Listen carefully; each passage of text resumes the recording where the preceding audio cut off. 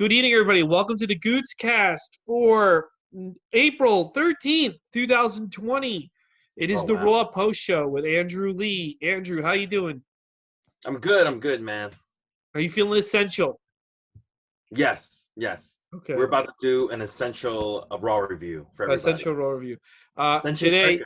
right before the show went on the air, Florida government laid down the law that WWE is an essential business, and their wrestlers are essential workers, just as important to the fabric of society as policemen and nurses and doctors and garbage men.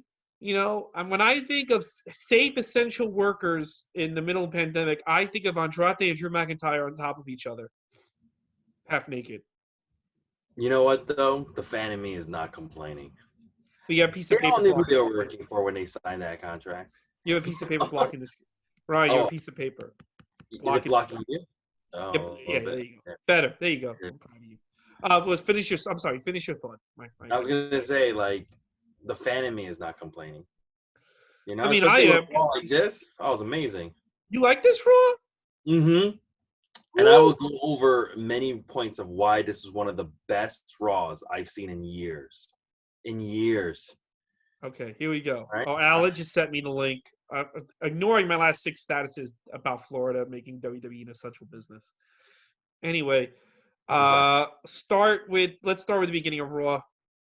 Yeah, we got Byron Saxton, Jerry the King Lawler in his return. Dragging out this 70-year-old man. I know. And they weren't even like sitting far apart. They were everything was normal. Sitting at the announcer's table. You think Vince wants to kill Jerry? What? You think Vince just wants to? I think he will die. Yeah. I'm being serious. I think he's gonna get it, and this is gonna be it's gonna be a huge blemish in the career of in the company. Yeah. Starts off with a Drew McIntyre promo in the ring. While he's doing the promo, Selena Vega comes out with a returning Andrade to interrupt, and Selena Vega and Drew have a little back and forth. It was great. She started doing the Scottish accent, and Drew's just like, "Oh, you're doing the accents. All right, I'll see what you're doing." And they talk about how they want a title shot. They want a match tonight. And this is one of the reasons, by the way, why I liked Raw a lot tonight. That opening promo where they set up the main event match for tonight, it was the underlying thread for the entire show. There was a point of this entire show. They've done that before. They've done that before. That's what you should always be doing. Every show should have that. But this was one of the shows where I thought where they did a really good job of it. And I'll go to points of why they did a good job with as the show's going. What do you think about this little back and forth promo? I liked it when Zelina was talking. Then when Andrade started talking, he came across as very bushly because he can't speak English. Same with Shinsuke last week. Yeah. Once you had them talk for too long, and it's like, this guy can't even speak English that good. Why let Zelina talk the whole time? He didn't speak for too long today. Andrade only said maybe 2 sentences in this. I thought it was 2 sentences too many. Yeah, I agree. How do you think he communicates with Charlotte? He's probably just grabs her by her pussy like Trump does. It's like, give it to me. Probably goes, oh, you sucky, my pee-pee. He's not Asian. You sucky the corona. Dude, you're being racist. Why does that have to be Asian, bro? Because the way you did you sucky my pee-pee. You sucky for me, Charlotte. Wow, man. Not even 10 minutes in. I like this where we're going right now. All right. I thought it was fine when she was talking. And speaking of Asians, we got Asuka versus Ruby Riott next. This was good.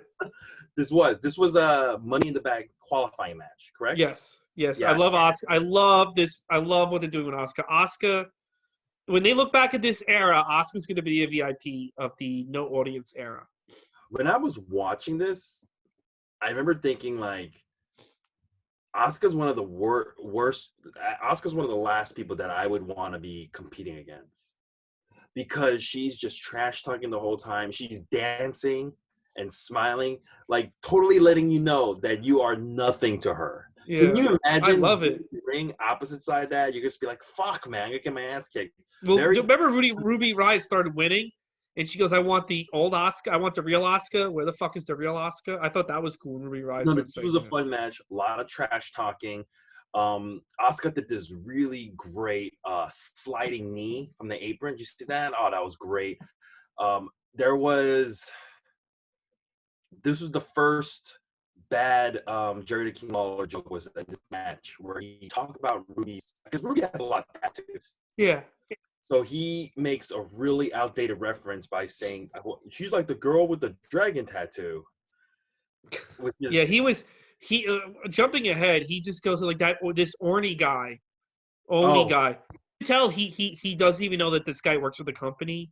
You dude could tell he doesn't even know that Oni like it has like a push on 205 or NXT. He's just like this Oni guy. Like they found the guy off the side of the road to wrestle tonight. yeah. I mean there was a lot of moments where he was bad, but this one he says that joke about the dragon tattoo. Nobody sells it. Nobody in the Yeah, commentary team is selling it. So he just keeps going with it. He goes, and then she got a grizzly bear tattoo. And then she got it. Like he just kept trying to go with yeah. it. It went nowhere. It was embarrassing listening to him. Um, Not as embarrassing as all those shots of Ruby Riott looking up at the briefcase, though. Did you see that? Oh, constant, like everyone's looking up the briefcase up on the Oh top. yeah, they gotta keep. I get it. Like we get it. They Yeah. do. They do little things like that to like keep pounding because they think we're idiots. They really do think we're idiots, Yes. by the way. Yeah, because they think we're idiots. They legit think Yeah, that the fans who are watching, we have are like a complete. we have an attention span of a fish or something like They that. have to keep reminding us that they really want the briefcase, so they have to keep looking at the briefcase like it owes them money. And And they almost missed one of the like crucial like spots of the match because they were panning up to the fucking briefcase and yeah, then quickly panned down to catch up the last minute. They the match ends with well Asuka does like a shining wizard good one, and then they fucking showed a replay of the Shining Wizard where you show from a different angle where you see Asuka slapping her thigh, exposing the business, yeah, and then she wins with an Asuka lock. I hate her finish. It's Asuka lock is basically just a weak crossface chicken wing. yeah, You know, I don't like her finish, but she wins.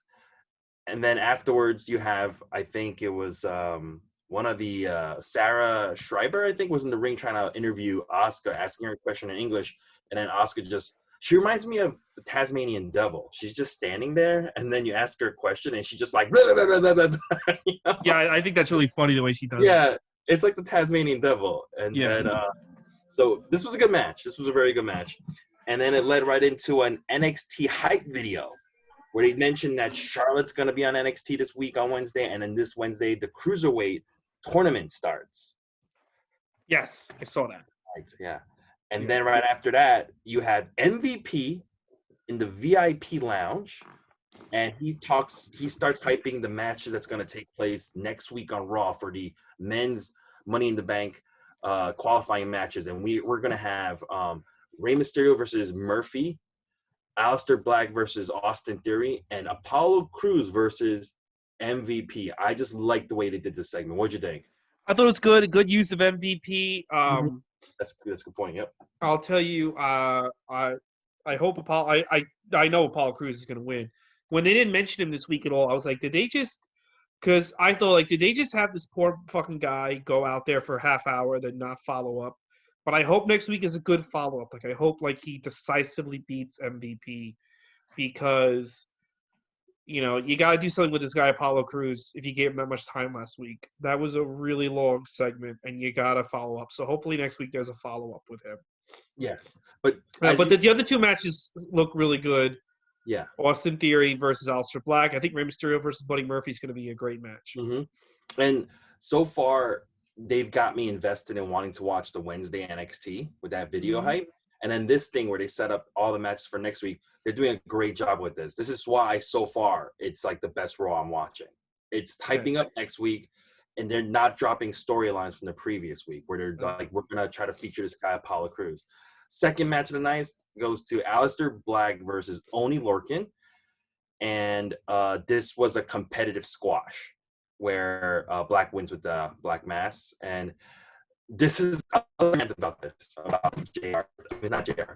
King Lawler's little comments. You want to rant? You said.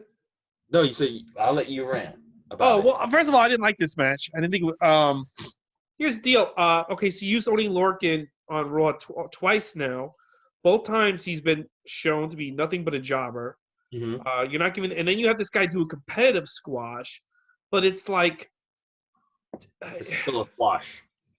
he's still being portrayed as a jobber, and Jerry Lawler knows nothing about the guy. Like I said, he's talking about him like he's the side of the road. Why is Aleister Black having trouble with Apollo Crews, Oni Baloney, when he's supposed to be like this top guy? Like last week, Oni Baloney, how fast did him? Who did they lose to last week? They lost to Austin Theory and the other guy, right? Was it Austin Theory and Angel Garza? Yeah, I think they beat Oni Baloney and Danny Burch really, really fast. But like like I just feel like, all right, Oni's on Raw now. Why not give him like a character? Why not give him a hype video? Let him win one match, and then you can have him lose these competitive squashes, because you've already established that he is kind of a scrub. But I guess now he's on Raw, so he's just on Raw as a scrub. Like at least Austin Theory, this is like the first match that he won since he came in by himself.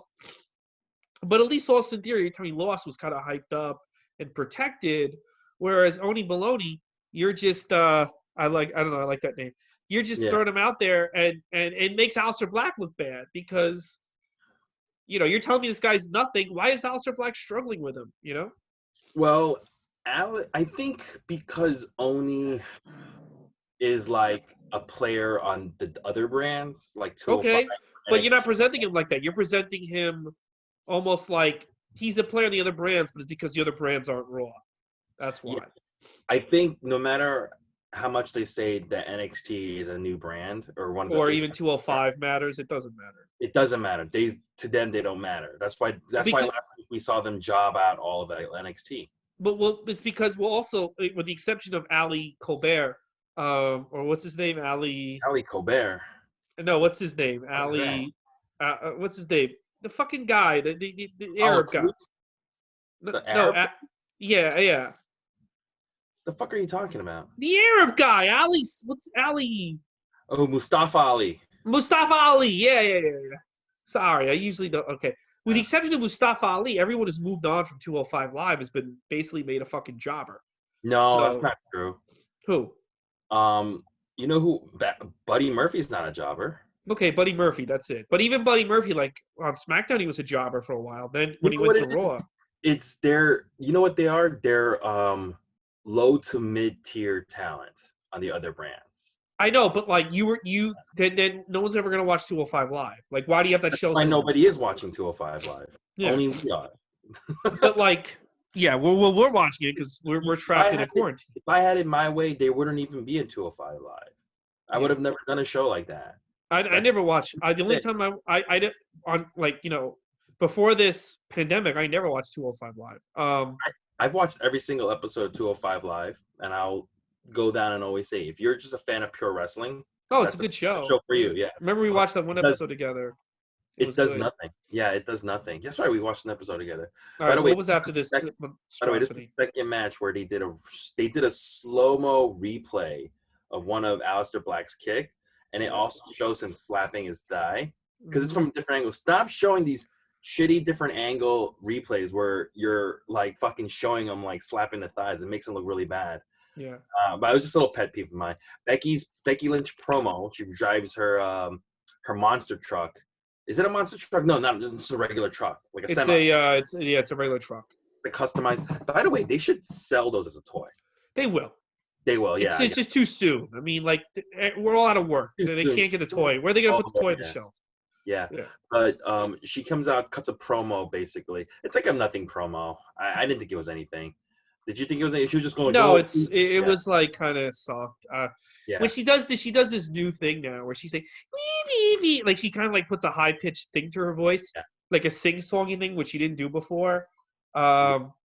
I get the sense when someone becomes a top guy now, Vince starts controlling their promos Probably. because her promos were so much better like 2 years ago as opposed to now. It just feels so John Cena 2006 when she speaks now. Yeah. Well, you know, shut up. There was nothing to this promo. Nothing. Nothing. There was just literally nothing about it. There's And really then, she's kind of directionless right now. yeah. Yeah. She really needed to beat Ronda Rousey. I hate You to know say why? this. Because she's waiting for an opponent. She's waiting for an opponent. There's no viable opponent. Her next opponent is the Money in the Bank. It's probably gonna be Shayna Baszler. Yeah. Okay. So then right after that we had a Selena Vega backstage promo with Charlie Caruso. I love this because Charlie Caruso asked a really dumb question, and Selena Vega goes, "That was a really dumb question. Like, is that your own question or did someone write that for you?" And it's like, clearly someone wrote that for you. I was like, that's very tongue. Selena was awesome in this whole This show. was the Zelina Vega show. She could be a thumbnail. Yeah, she was the MVP for tonight. Mm-hmm. And then we go to our third match, Sarah Logan versus Shayna Baszler. Right before this match happens, they show Shayna Baszler right outside the stage area, getting ready to get in. And they had I think her name was Sarah Schreiber, asking her, "Hey Shayna, what did you think about Ronda Rousey's comments?" Yeah. Just didn't say anything and then just went to her match, which obviously means if you were falling for all this Ronda tweets. Oh, I don't know who fell for that shit. People did because I know people are fucking idiots. You know what though? I don't know why people care when Ronda Rousey or even like a Ken Shamrock or someone was to say, I don't like wrestling. Wrestling fans are idiots. I don't give a shit that Ronda Rousey doesn't like me. I think Ronda. Look, first of all, I would have sex with Ronda Rousey. I would. What? All right. I mean, who wouldn't? I guess. But her, you can tell she has a horrendous personality. Why would I want to be friends with that woman? You know, like you could tell. Like, did you see the video she made when the quarantine hit? No. I if it's not wrestling, I don't care. Okay, she was on Instagram and she's I guess she lives self-sufficient, and she's like, "Oh no, there's lies at the grocery store." And then she's like, "Look, I have chickens and they make eggs. Oh no, I can't get milk. Look, I have cows and they make milk. Oh no, I can't get lettuce. Look, I have a garden and I can make lettuce because I'm self-sufficient. What if the power goes out? I have a generator." Like, fuck you, lady. Okay. Remember when she beat up her boyfriend once and then she bragged about it in her book? Wait, she is just like, she doesn't believe that Sandy Hook's real too. She's like a horrendous human being. Yeah. Like, there is something pro wrestler. There is something sexy about her. There is something sexy. I don't find anything sexy about her. I don't. There's little things. No, I don't. I don't see anything sexy about her. She got a huge head. She looks like Littleface. You know, all her facial features are kind of like. Okay, I like her body. What about her body? Really? You need big tits. I don't. I think her tits are fine. She's got little tit sex appeal. I like Ronda Rousey as a pro wrestler. I only see her as a pro wrestler. I don't want to know what she's like outside of it. Well, this is what I can tell you. What I could tell, because she got flustered on Raw, and she would get flustered every time she lost a fight. She does not like to lose. She does not like to be in control, and she does not know how to handle it well. She is the sorest loser, I think, because when the fans were booing her, when they were supposed to still be cheering for her during the Becky Lynch angle, the way she lost her cool was like, lady, like, it's not that serious. Like, there's something mentally wrong with her. I don't think there's something mentally wrong, and I think part of her cracked when she lost. I think part of her cracked when she lost that Holly Holmes fight. Yes, the first fight. Something happened to her UFC where fight, she wasn't the same. Yeah. I don't really care about her UFC career because Gina Carano was always, in my mind, the top female fighter. I could give I really don't care about Ronda Rousey as anything else. The only thing I care about Ronda Rousey is I want her to come back and lose decisively to Becky Lynch. I think that's where the money is, and that I'm interested in seeing. Everything else, I give two shits. We can all agree we just want her to come back. But I want her to lose really bad to Becky Lynch. Like, I want Becky Lynch to pin her with her foot on her tits.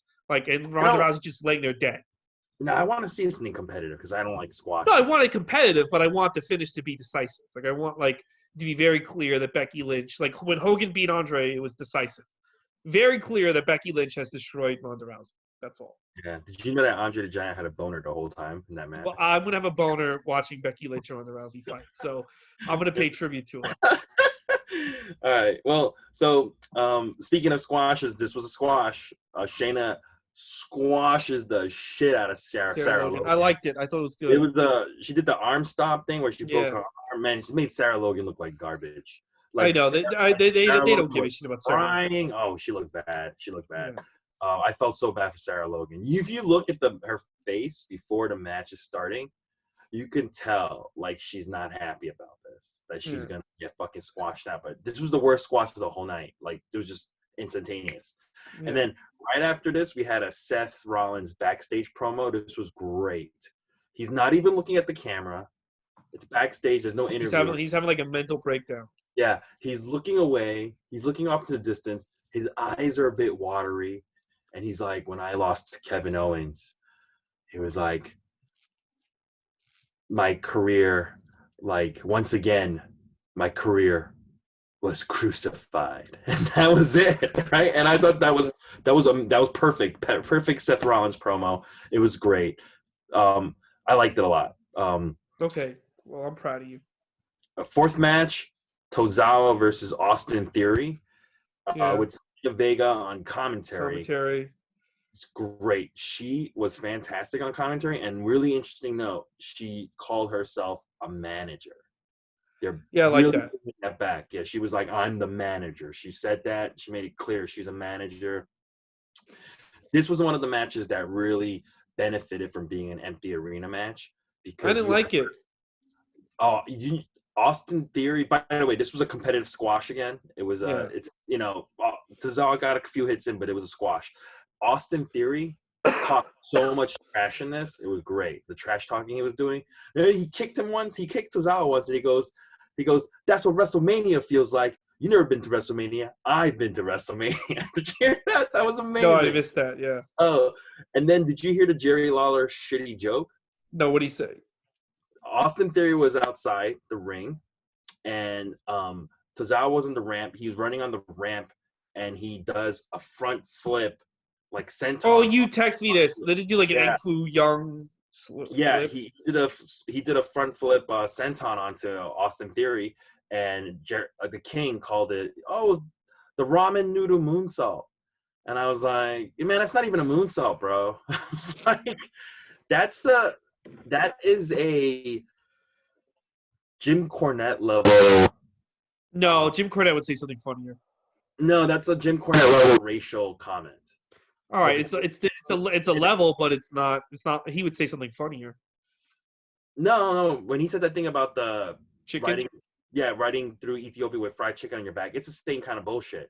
But I'm guaranteeing you, this will get no fucking. No, this is not going to get any. I'll tell you why, because nobody gave a shit about this match but you. Because this was, you can't have these. You can't have Akira Tozawa come out and fight Austin Theory for 2 commercial breaks. We all know Austin Theory's going to win. He didn't fight through 2 commercial breaks. Well, he fought him for a long fucking time.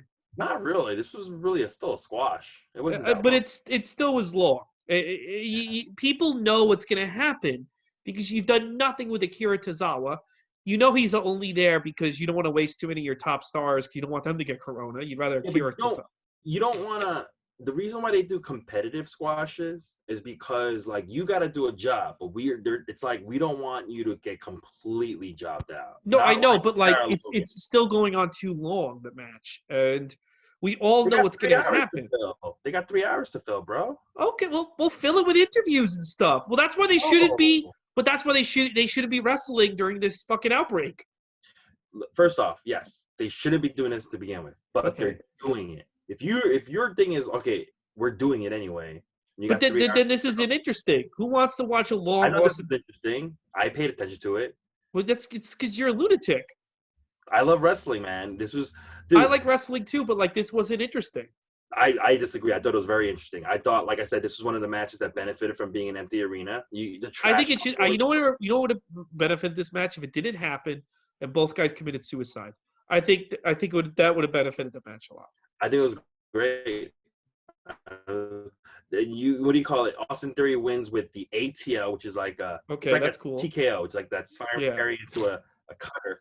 The Austin Theory launch, and then right after this, Selena Vega's whole stable comes down. We got Angel Garza, we got Andrade. They beat the crap out of him, and then they set him up, Tozawa on the corner, and they give him that rope-held hammerlock DDT, the same move that injured Drew McIntyre in their NXT title match.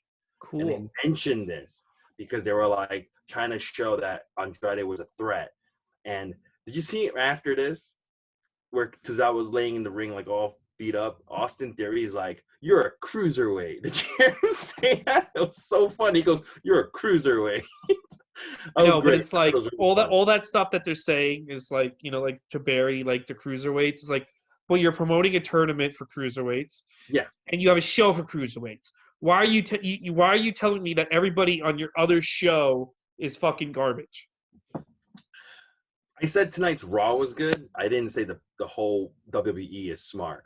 They're very dumb. They're very dumb in a lot of things. Okay, continue this abortion. Continue. Okay, then they had a Drew McIntyre video package. That was very good. Supposedly it's a clip from his Chronicles series. Mm-hmm. That was very good. Then they had a Rey Mysterio backstage promo where he talking about his 2010 Money in the Bank, which I thought was good. Yeah. This was a good promo.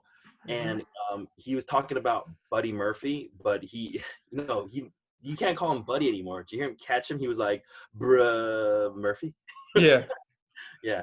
Let me ask you a question. Some of these backstage promos and some of these like ring promos and stuff, they didn't sound like they were scripted as much. They sounded very like say whatever you want to say kind of thing. It does, especially because Rey Mysterio talking about 2010 and in WWE's mind, they don't expect you to remember, at least back when it was like, live shows with an audience. They want you not to even remember like 2 years ago, let alone 10 years ago. Yeah. Bringing up the Kane angle with him. So that was interesting. So yeah, I do feel like there's a little bit more leeway. Mm-hmm. I do also get the sense that when they get audiences back, these shows are just not going to matter, and they're going to do like a hard reboot, when these are just like these shows are going to be alternate universe shows. So I think like Vince is doing these shows to do them, but like if you say something stupid, he's not going to freak out as if he would if there was no coronavirus, there was an audience there. You know what I mean? Yeah, possibly. Well, I really enjoyed them doing I really enjoyed some of these promos in the backstage. They sounded more natural. Right after this, they had another Seth Rollins backstage video promo, another short one, another good one. And then it leads to our match number 5, Angel Garza versus Tahuti Miles from NXT. Last time I saw Tahuti was against Killian Dane on NXT on March 25th. This was another. Didn't he wrestle last week? Wasn't he like a jobber last week with Seth Rollins? No, that was Denzel Washington. Yeah, Denzel Washington. Yeah, Okay. Denzel Washington. Yeah. You know what was really interesting about this match? They keep calling Angel Garza the Lothario of WWE, which made me realize, oh, Jose Lothario then was just a ring name, like a Rick Rude. You know, where your first name. Well, it's Latin Lothario means like a guy who gets a lot of chicks. I legit thought it was just I legit just thought Lothario was a Hispanic last name. Well, it can be a last name too. Yeah. Yeah, this was a squash. Angel Garza wins with the wing clipper, just a squash. Garza looked good in this. He really looked good. He made the camera. He was beating him and he goes to the cameraman, get up to the apron. And he looked right at the camera and a whole bunch of Spanish gibberish. It was fantastic. And then you have the Kabuki Wars getting interviewed by Sarah Schreiber backstage. I mean, I don't know what the fuck they're talking about. Your audio's breaking up. Oh, I said I don't know what they're talking about. They were speaking Japanese. But they were very excited. Yes, they're very excited. They're like 2 Tasmanian devils. Did you see that Burger King commercial right after this? It was great. It was fantastic. What was the Burger King commercial? I saw the Domino's commercial, which is all like Zoom videos. They're like, we need workers or something. Oh, fuck those commercials. Those are fucking. They're not being honest. No. This Burger King commercial, it was you showing people laying on their couch, and the voiceover goes, "Your country needs you to sit on your butt." Right, and you got to do your part. We're gonna help you do your part, and then like you can order food, and basically the couches like stand up, and they're just like, yeah, stay home and do your country like a service. Don't fucking go out. You know, we're gonna help you. I thought it was a very honest commercial because just you're doing nothing, you're being a good citizen. And, yeah, I like that commercial. I like that message. All these other commercials are like, I hate how they like try to be so caring. Like even the Domino's commercial, we're working to get you pizza. You're working to get me diarrhea. That's what you're working to get me. It's not an honest commercial. This was an honest commercial. Yeah. And then you had a good Drew McIntyre backstage promo where he talks about how last time he fought Andrade, he injured his arm. And he goes, every time I look at this scar, I think about him. Remember, that was good. That was good. That was good. Yeah, I like that. But you know what I would have done? This is what I would have done. I would have taken out one of the squashes and re-aired that match because they didn't air a single clip of that fucking match, so people could see what Andrade did to Drew. You know what I would have done? I would have taken out this next match and done what you did. You know, I think that makes more sense. What match was next? This was Kairi Sane versus Nia Jax in Money in the Bank. I like this match. I did not like this match. Really, I like this. I think it put over Nia pretty good. Yeah, it did put over very good, but just Nia just sucks in the ring. The way I don't like the way she sells. It's so hokey. Nia like, or Kairi? Kairi hit her, and then Nia Jax is like, whoa. She's like, whoa. Yeah. Like, well, she's not. Let me tell you something. If she was anybody else's cousin, you think she'd be on fucking TV? Oh, exactly. Yeah. Yeah. She was anyone else's cousin, exactly. Everyone will just be calling her a fucking mess. She wins. Nia Jax wins with a gorilla press into a Simone. I thought that was cool. Yeah. Cool finisher. She's calling it the Annihilator, which is really fucking dumb. But I don't know. It was a squash match. I liked it. I know people think that Kairi Sane deserves better. She does, but if it's gonna be a squash, make it a fun squash. And I thought this was a fun squash. So. What made it fun? Just what made it fun was like that. Like they really got over Nia. You know, Nia's back. They need to get her over, and they really got her over. And like it was fast. It wasn't like a 3-hour squash, which was basically what Alistair did with Oni Baloney. It was it made its point. A squash, you got to make its point, and move on. See, I think that's where you and we have our different tastes. Like, I told you, like, I don't really like squash matches. I really don't like them. So if you're gonna do but all tonight was squash matches. Not all of them. There was Drew and Andrade wasn't. Everything else was. Yeah. No, and Asuka and Ruby Riott. What do you call it? And if you're gonna do a squash, like, I prefer you do a competitive squash. Let the guy get some offense in, because I feel like that's more realistic. Yeah, but my thing is this: if Aleister Black is struggling against all these Apollo Crews and Oni and stuff, then why would I think that he can stand up to like Drew McIntyre or something if he's struggling with these other guys? That's my whole point. Well, that's why even Drew McIntyre shouldn't have squash matches. Nobody should. I don't like squash matches. I don't. I don't like that. So then this Raw's not good. So what else was we? That should be a what do you call it? A good like question to ask people. Do you like squash matches and stuff? Mm-hmm. All right. The next one was. I like the old squash matches, but those old shows of the squash matches were an hour. This is 3 fucking hours of squash matches. I'm ready to blow my brains out by the time we get. Well, so it was. I agree. Raw shouldn't be 3 hours, but. If it is, but also should it be 3 hours of squash matches? Yeah, not all of them are squash matches. Well, pretty much they all were.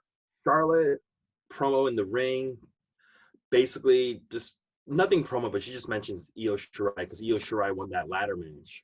Yeah. So that's her number one call. I think Charlotte's gonna beat Io pretty much. Oh, yeah, of course. Yeah. They want to keep Charlotte on the NXT for a while. Yeah.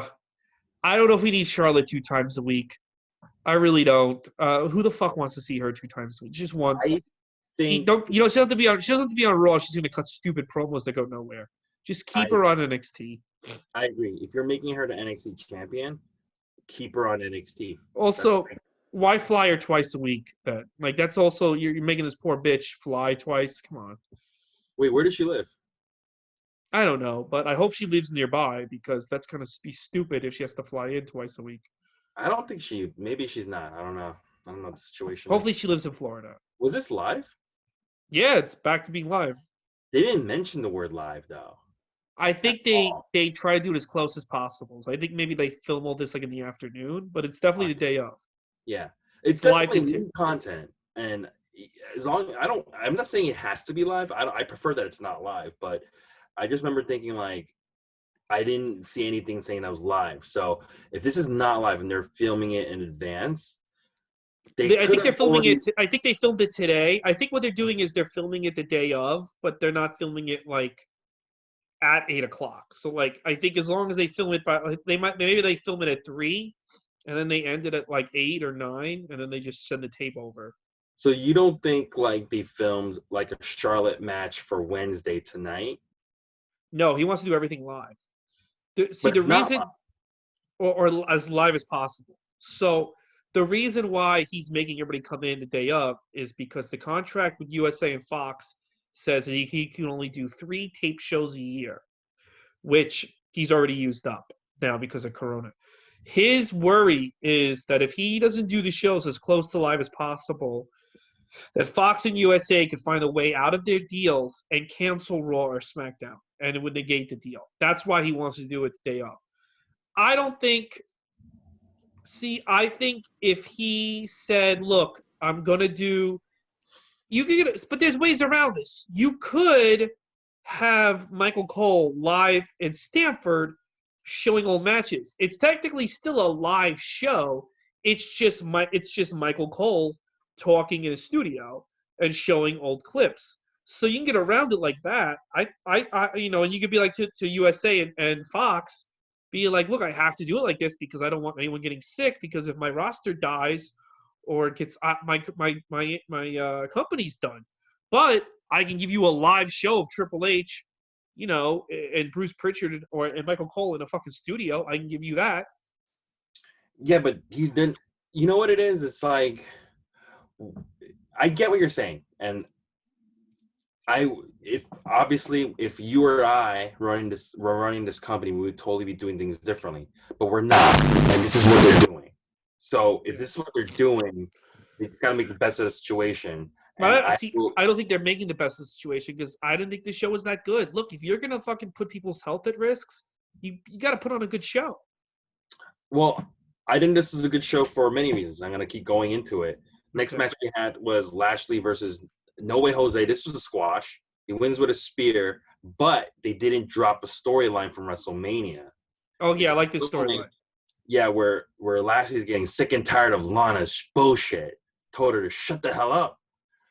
And That was then cool. that was fun. And then they had a Seth Rollins on their backstage promo. This is one of the things we talked about. Seth Rollins should not be doing long promos. He just can't. Not everybody can do long promos. Not everyone can do long interviews. Seth is one of those people. Keep them short, 1 or 2 lines, that's it. Holy crap, that scared the hell out of me for a moment. I thought that was in here. That your cat, I thought the sound was coming from into my room. Oh, the cat, yeah. And then match number 8 was the Viking Raiders versus Ricochet and Cedric Alexander. Not a squash, competitive match. And this is also keeping that storyline going of when you first see that Ricochet and Cedric tag team, you're like, oh, this is something, and they're keeping it going. King actually said a funny joke in this one. He said when one of the Viking Raiders fell, he was like, his beard cushioned his fall. And I was like, Okay. that was cute. I don't know, man. I just feel like Viking Raiders won. they're killing Ricochet. But this was a competitive match. This was not a squash. I think putting him with Cedric Alexander, I think is a bad move. I think they're killing this guy. I think this guy should be positioned. Look, here's what I think is happening. I'm going to be real with you. What I think they're doing right now. What they're doing with these empty arena Raws. I think they don't want to have the top guys have enough leverage. And what I mean by that is Seth, Kevin Owens. I don't count Drew as a top guy. Brock Lesnar, even Rey Mysterio. They don't want these guys having a lot of leverage to pull out of the show, or even like a Becky Lynch. So they're giving a lot of time to a lot of people that they neglected or knew to build them up. So in case Becky Lynch or Seth Rollins or fucking um, Kevin Owens decides to make a stand, or Brock Lesnar for that matter, we're not coming back until the arenas are back. Okay, so if they have to like let go of Seth Rollins or let go of Kevin Owens because they made a stand, when the audiences come back, they will see Austin Theory and Angel Garza and Apollo Crews and Aleister Black as top stars. And then you can make Aleister Black a top star or Austin Theory a top star, and the audiences will already be conditioned because they've been watching them on the empty arena Raws now. You get what I'm saying? I mean, that's just like a theory. If you write a show around Seth Rollins, and Seth Rollins is like, you know what, I have pull. I think Corona's bullshit. Becky has pull. She's my girl. And they go to Vince. We're not going to be on Raw tonight because we think this is bullshit. Vince is like, okay, well, you're only in 2 segments anyway, so like, whatever, I don't care. And then, hey, Akira Tozawa, would you like to have a 20-minute match tonight? Oh yeah, it's so good. You know what I'm saying? Like, yeah, I mean, but that's just logic. Of course, you should be doing stuff like that. You should. Yeah, but I think now that's why they're doing it. So that's why I think you're seeing these guys getting long segments. You're seeing a lot of guys who new guys don't get a lot of stage time, right? Mm-hmm. Stage time, and I think that's great. I think it's good too. Yeah, you're keeping things fresh. But I think I think the show though is kind of boring. But I do think that the method is to get guys like Apollo Crews and Aleister Black, and also give them loyalty, because if Apollo Crews wins Money in the Bank, he's not gonna walk out on you. He's been waiting for this for 5 years. Yeah, he's when they come, and now it's like, okay, I think what he did is basically what he did in '92, where all of a sudden Bret Hart and Shawn Michaels were top stars. I think he's doing that now with, I don't know so much with SmackDown, but definitely with Raw, where he's telling people Austin Theory, Apollo Crews, even Asuka. Asuka's being treated way better than she's ever been treated before. Yeah. But it just makes sense, Mm-hmm. What do you call it? The Viking Raiders win, but they win with a botched Viking experience. But hold on. I'm sorry. I just want to say this one thing. But I think one of the guys they should be invested in, and one of the guys they should be positioning as just below Drew McIntyre as a top babyface in the company, is Ricochet. He should not be in his tag team with Cedric Alexander. It's a waste. You're right. They should be pushing Ricochet, but I read today that Vince McMahon really doesn't like you, and he doesn't want anybody that you enjoy to be a top guy. That's why he's squashing Ricochet. Well, that's why Apollo Crews. They're basically giving Ricochet's push to Apollo Crews. I think Ricochet started getting squashed when he backed up Jordan Miles. That's when they had it in their mind. We're gonna fucking squash this guy. I know, it's just a waste of this kid, but whatever. Yeah, that's what they were like. You know what? Ricochet and Cedric, we're gonna squash the shit out of you. And they did for a little bit, and they're just like, we'll just put you guys in a tag team, which is still fine because they still get stage time. Yeah. And let's be honest, Ricochet didn't have the most amount of charisma. Come on. I think he has a lot of charisma. I think right now him being in a tag team isn't the worst thing in the world. I think it's pretty good. When I saw him at Caroline's, the last ringside thing, he was dressed in street clothes. Oh, you saw him. You were there that day. I was there. I don't think they should. This is going to sound really not. I think they should kind of try to make him more street, more like a little bit of, yo, what's up, ma? Like stuff like, because that's kind of how he looks dressed up when he does this nerdy thing where it's like, I'm just happy to be here. Gee golly. It's like, I think you should push up to, yo, bitch, I'll fuck you up. Like, I think he kind of reminds me of a lot of guys I went to high school with when I saw him in street clothes. So, you know what? I think they should have him in street clothes, Ricochet in street clothes, and Cedric both in street clothes. And when they talk, they should be like, oh, me no Chinese. Me no Chinese, okay? Oh, they should just be like, oh, that's in Japan. So good with Osprey. Oh, me no like Viking. Me no like Viking. But anyway, the Viking Raiders win, but Ricochet and Cedric did look good, and the announcers put them over at the end. He said, they might have lost, but this is not seen the last of them. We're going to, Yeah, we're going to squash them again next week. And then How come Ricochet doesn't have a Money in the Bank match? I don't know because they want to build this tag team. They know what Yeah, they need.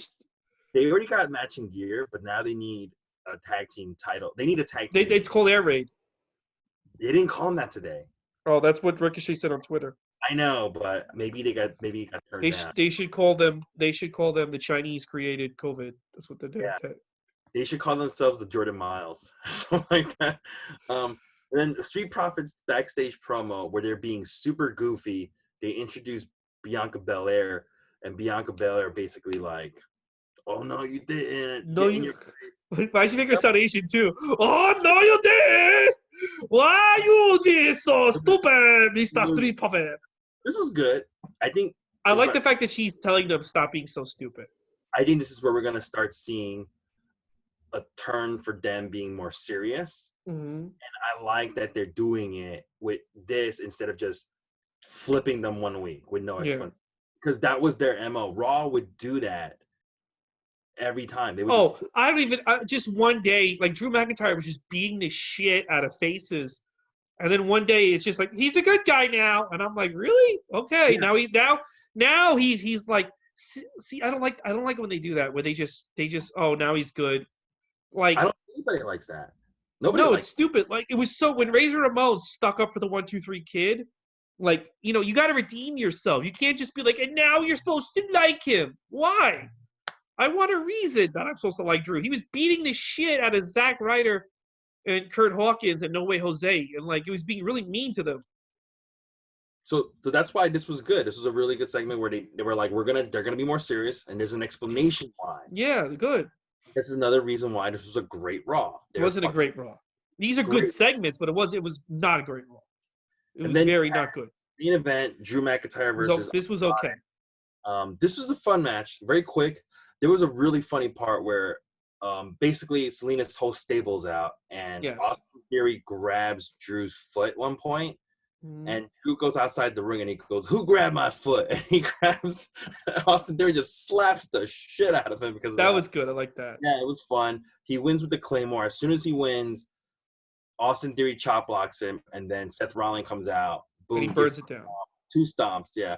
Which both those guys, Seth and Drew, were having these like segments throughout the show, and it just met up at the very end of the show. I thought this was great storytelling from the beginning of the show to the middle, all the way through to the end. There was an underlying theme the whole way through. A lot of matches. They had 9 matches tonight in a 3-hour show. That's great. That's fantastic. That's what I want to see. Keeps things going. I'd rather see 9 matches than 5 really long matches or something like that. Really long promos. Nobody's promo was too long. Everybody's promo was the right amount of time. There were no matches that were Apollo Crews versus Aleister Black length long in this at all. They were all pretty much. I thought this was a great show with no. If you take away, this is a show. It's not a fair show against other Raws because there's no audience. They're already at an advantage, and they did the most they could do with what I thought it was a very boring Raw. How could you make this better when there's no audience? You tell me. I would have less matches. I would have more backstage promos, more sketches. You don't have to rely on the ring. I would do more personality profiles. I just think 3 hours in the ring, having matches that aren't going to mean anything long term. I think it just turns into a 3-hour Superstars from 1993. That's my thing. Here's my other thing. This isn't worth dragging people out of their fucking houses and possibly infecting their parents and their grandparents to film this. I don't think it's worth it. You're right. It's not worth it. This isn't that good. Like, this isn't that good. And I just think, like, they could get more people over. I don't think, look, Austin Theory, I think you get over Austin Theory with a sit-down interview and a little video package. Yes. Yeah, I don't. What the fuck? Why should I care about Austin Theory? Tell me one thing about his character. Because he's fun in the ring, dude. That's everybody. I'm watching him in the ring today. But that's everybody now. Everybody's fun in the ring. Okay, give me. I can tell you 9. Look, you know who wasn't fun in the ring? Why are you so into Ricochet? Did they do a sit-down interview with him? They've done some stuff with him. Well, No, also no, Ricochet, but also Ricochet. because of his in-ring work. Yes, Let's not bullshit. but he's a different level. Like in the old days, in the 1990s, Shawn Michaels' thing was, I'm a great wrestler. Everybody else needed a character, even if they were a very good wrestler. And not every wrestler's character can be, I'm a really great wrestler. I understand that, but Austin Theory wasn't I'm a great wrestler tonight. He What's his was theory? What's his character? Dude, it wasn't about that. It's about he's first It off is.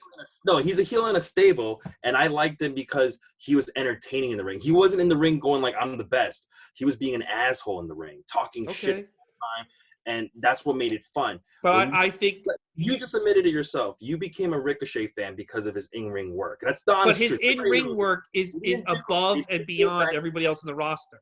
No. Austin Theory's not that level.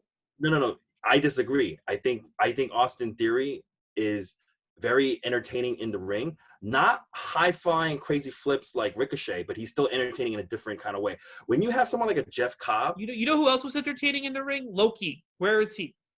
Low-Ki was entertaining in the ring, but maybe he was an asshole. Amazing Red is entertaining in the ring. What happened to him? He got injured. Something more. He got injured a lot. You need something more. He had a lot of injuries. He had a lot. Okay, well, Austin Theory's gonna have a lot of injuries. And that's fine. You could have these crazy theories. But I'm just saying, like, you're going on like he was very entertaining in the ring. So is he just gonna be? If he's just very entertaining in the ring, he's basically like a glorified henchman. This was one match in 1 week, and he was entertaining in the ring. He's had like 4 matches now. He's shown me he's not shown any personality. I don't even think you were paying attention because you want to get the guy over. If you want to get the guy over, have him talk. Okay. He was talking in the ring, dude. But fucking have an interview with him. I want to know what his goals are, what his things are. Right now that's not his job. He's not the guy who's getting propped up to be. He is getting propped up. He's on every Raw now. No. He's the guy. He's like the Buddy Murphy character, where he's the guy subbing the guy who basically Buddy Murphy is like the Smithers to a Seth Rollins, right? And he's getting the rub by being the Smithers to a Seth Rollins, right? Okay, well, he hasn't been next to Seth Rollins in weeks now. So Austin Theory is the Smithers to Andrade. Okay, and how'd that work out for Luther Reigns with Kurt Angle? Luther Reigns didn't work out because he wanted to leave. Okay, how'd that work out for Mark Jindrak, who was like that with Kurt Angle? That didn't work because Mark Jindrak, and he's even said it himself. You know who it worked out for? Batista and Randy Orton. You know why? Because they had clearly defined characters and they were given promo time. What was Batista's character? He was a badass. He was a good looking, like he was like almost like a James Bond type, but a big hulky. He was quiet. James Bond type. What? Batista was James Bond type. That was his character. Well, he would dress nice and he would freak out. He would flip out. He had a temper. If you annoyed him, he would freak out. Randy Orton was a spoiled kid. Who was born into wrestling. Randy Orton and Batista were not getting over until they were put into Evolution. And if you watch that documentary, it didn't even happen overnight. It actually took almost like a whole year for that to even actually. But they were given mic time. Not right in the beginning. They were. Randy Orton's cutting promos. Go back. Have you watched the Raws from 2003? Randy Orton was cutting promos before he got into Evolution. Okay, but when he was in Evolution, he was cutting promos every week. They were giving him the mic. Promos were getting him over. He wasn't. They did get him over. It wasn't just that. It was also ring work too. It was ring work and promos. If they had him not speak and he just fucking had matches with Shawn Michaels that were good, it wouldn't have mattered. But he was calling Shawn Michaels an old faggot. Well, he didn't say that, but yeah. Well, here's the thing. Austin Theory's been on Raw for maybe about 3 weeks. Okay, it's time for him to talk. 3 weeks, right? It's been 3 weeks, including this week. This is also a different time where there's the whole coronavirus. I agree. He should be home instead of getting his family killed. Things are being recorded. Things are not even live. They're being recorded in advance. So some of these Raws don't even have storylines. Like last week's Raw, it's just a whole bunch of matches. Okay, then they shouldn't be doing these. They shouldn't, dude. You must be. Yes, I agree with you on that. They're not. But here's the thing: you don't control this company. Neither do I. So we're not doing it our way. They're gonna do. But this is a podcast where we give our opinion. So yeah, but this is what we're doing. We're giving our opinion. I know. But you're saying to me, like, they should be giving him You were saying like, oh, they shouldn't be doing the show. I'm like, yeah, I'm agreed. They shouldn't be doing these shows. But if they're doing this show, then it shouldn't be this much contact with each other for boring matches. It should be more interviews and backstage segments and sketches. That's what your opinion is. And like I said, isn't that safe? If you're dragging these poor motherfuckers out, isn't it safer instead of them rolling around in a ring to everyone's boredom except for yours, to have them in backstage sketches? Why are they? Weird at all. I think it's safer to have a fucking sketch or to have a fucking backstage segment rather than have so much time in the ring for matches that aren't going to matter. I don't think they should be there at all. That's just I agree. But if they're going to be there, then I don't think they should be in the ring that much. Well, they shouldn't be there at all. And you're saying that they're going to get over if they just do interviews and sit downs. And that's your opinion, but I'm saying I disagree. They're going to get over, and guess what? Their grandparents and their aunt and uncle are going to get corona and die. If we get over, we're to the point where they were like, we're going to take you off of 205 and bring you over to the main roster. Why did they do that? Because his ring work, not because of his fucking interviews. No, because Paul Heyman pushed for him. How did Ali get over to the main roster? It wasn't because Ali. They have given Ali promo time and stuff. Yeah, Ali spoke. What made the company even say? Because he got the cool entrance gear. Ali carries himself a lot better than a lot of other wrestlers. Ali didn't have that cool entrance with the lights until he got onto the main. No, he had a WrestleMania. He had a WrestleMania that year. And that was like the first time he probably did those things. Okay, but he still had it. WrestleMania 34, he had it. Ali, but they're giving Ali a character now. He's the master hacker. Yeah. And he's going to be more over than ever. What I'm saying is, you're saying that they're not going to get over with their ring work, and I disagree. Well, not in an empty room. What? They're not going to get over their ring work when it's in an empty room. Probably not an empty room, but they're getting over with me. I'm sure that there's other people who are watching these who would feel the same way. Well, you're a disgrace. Yeah, there's probably people who are watching who feel the same way about you. But I'll be willing to put money, make another bet with you, that if we could figure out somebody, be like, oh, who is he going to get over because of ring work or his interview? Austin Theory. All right, let's see what happens in a year. Yeah, we could say that in a year. Do you think? I mean, by the way, if AEW goes under because coronavirus wipes out this country, do I still win the bet? You know what? That's a good question. That's a very good question. But that would be the end of the country. Like, New York City has fallen. It's martial law everywhere. Trump won't leave the White House. It's a civil war going on across the country. But both AEW just can't make shows anymore because of the civil war. We have a year left, right? Yeah. In January. Well, if that happens, where there's a civil war, and that's why AEW can't, we're probably going to be in battle. So we're going to be on the same side. It's not like Jersey and New York. No, but I'm going to be like, hey man, I know I bet you a steak dinner, but all I can give you are these cigarettes. Dude, they had restaurants open during the Civil War. They don't have restaurants. Somebody said to me yesterday, because I made a status about that, it's going to be if you're a waiter or a bartender, it's going to be really hard because if this comes back every couple of months, you're going to be out of work every couple of months. So maybe consider a different job. And somebody said the hospitality business is here to stay. Some comics said that. And I went, no, it's not. It's not here to stay. It's already gone. It's gone right now. What the fuck are you talking about here to stay? It's gone. I think if you're in the hospitality business, if you want to believe that, you're going to have to be really patient. You got to learn how to be very patient. And you got to learn how to save your money because who knows if it's going to come back. Did you watch Saturday Night Live the other day? No, did they do it from home? Yeah, it was all like Instagram, and it was basically all stuff like this. Every sketch. How was it? This wasn't good. And I said, this is how arrogant comics are. Because I watch video game YouTubers, and these video game YouTubers, they have really good production value. And it's just like most of these guys are just guys in their basement talking about Resident Evil or Mega Man, and with their production values off the chain, it looks like they're in a TV studio. You know what I mean? But they're not. They're just in there. And I said that Saturday Night Live, they're going to keep doing this. They should hire these YouTubers to Skype with Michael Che and Kate McKinnon and give them tips and pointers on how to make it look really good. And James Madden was like, Saturday Night Live doesn't need to hire YouTubers. They know what they're doing. I'm like, well, clearly they don't, because I couldn't hear Larry David. Clearly they don't know how to do this. Why would you just hire these YouTubers to coach them on what to do? It sounds like you have a demon in your room. Oh, it's like animals. It They're was all like, fighting. I was like, what the fuck is that? But like, you know what I'm saying? Like, if a guy in his basement who just makes videos about Mega Man has a way better production value than Larry David, why wouldn't they hire this guy to tell Larry David what to do? Wait, what are you watching? Is it like guys playing video games or just talking No, about it's guys who review video games. I don't watch them play. I just video games? they review video games, but it looks really good. Like editing's really good. Like you would think like this guy has like a whole team, and it's just and most of these guys just them in their basements with a webcam.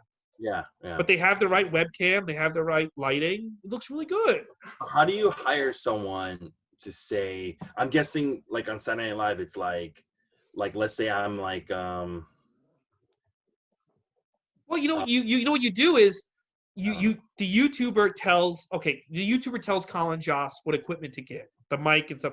Like get this equipment, or the YouTuber sends it to Colin Jost, overnights it, right? The MDC hires the YouTuber to get the equipment, and then like I know, right? Colin Jost like roughly shoots the sketch, then Dropbox it to the YouTuber, who then edits it and like puts it in post and stuff, and makes it better. That's all you would need to do. And then you just pay the YouTubers to help them with their fucking sketches. I don't think it's that hard. I don't think it's that stupid of an idea if you're gonna keep doing it like that. I mean, it doesn't sound like it. People need to start thinking outside the box. You can't, but comics are so. Oh, why would I want to go to YouTuber? I don't know, because you literally are trying to be a YouTuber now. Like whether we like it or not, we're YouTubers now, me and you. So. Yeah. I mean, and I'm just doing this kind of guerrilla, but Andrew, if there's no end in sight and it's June and we're still doing this, I'm probably gonna be like, hey Andrew, let's up our fucking production values, because this is clearly gonna be our careers now, talking about Raw. You know? Yeah, I would agree. Yeah, I would agree. You're right. No, you've got a point, but I think just like the hospitality industry, we're like, no, it's not forever. Yeah, people have the denial. No, I don't need a YouTuber's help. Why would I hire the guy who talks about Resident Evil to help Michael Che with his video? Yeah. At the end of April, this is all over, which because they'll all have attitudes when the YouTuber, like if Lord Michael said, hey, I'm going to bring in this guy who makes Zelda videos, tell you what to do, and the guy in the Zelda video is like, okay, Kate McKinnon, so you got to do this. You'd probably be like, yeah, whatever, fucking Resident Evil asshole. You know? No, I haven't watched SNL in a long time. Watch. I'm curious what you think of this week. It's very. I saw the Stephen Colbert where he's doing it from home. Yeah. And I wanted to shoot myself in the head. That's why I'm saying these guys need YouTubers, because they're all YouTubers now. They need these people to help them show them what to do. I was like, this cannot be the rest of life. This can't be the way life is going to be. It won't, because I'll tell you what, people are not going to watch, because people are not going to watch these half-ass sketches by celebrities when they're like, well, the fucking guy in Philly who lives in his mom's basement is doing better fucking videos. Those guys are going to rise up. That's what's going to happen. The YouTubers are actually going to be more successful than the celebrities. We're going to need graphics too then. We're going to have a better fucking We got to get the YouTubers. By the way, did you like Raw in the PC Center where they had all those like fucking lasers and stuff? That was so cool. In the beginning with all the laser lights. Yeah, they've had that every week. That's great. I love it. That looks so cool. I love it. I love the way it looks, man. The laser. Hey, so tomorrow I'm supposed to interview this comic, John Trumbo, but he's not getting back to me. He doesn't get back to me. Do you want to review Impact? I didn't watch it from last week. No, tomorrow. Tomorrow's Tuesday. Oh, tomorrow's Tuesday. How do I watch it? Oh, you don't have Access TV? No, I do not. Oh, never mind. You know what I'm gonna do? I'm gonna try to maybe. I'll just interview somebody else for tomorrow's episode. Yeah. By the way, if he says no, I can always interview Natalie or something. So it's cool. By the way, just wanted to go over with you something. So next week on Raw, Money in the Bank qualifying matches. They're gonna have Rey Mysterio versus Murphy. Who do you think is gonna win? Murphy. Yeah, Murphy. I'll go with Murphy. Aleister Black versus Austin Theory. Oh, Aleister. Apollo Crews versus MVP. Apollo Crews. Apollo Crews is gonna be the guy who has to kill himself to make the match good. So. Yeah.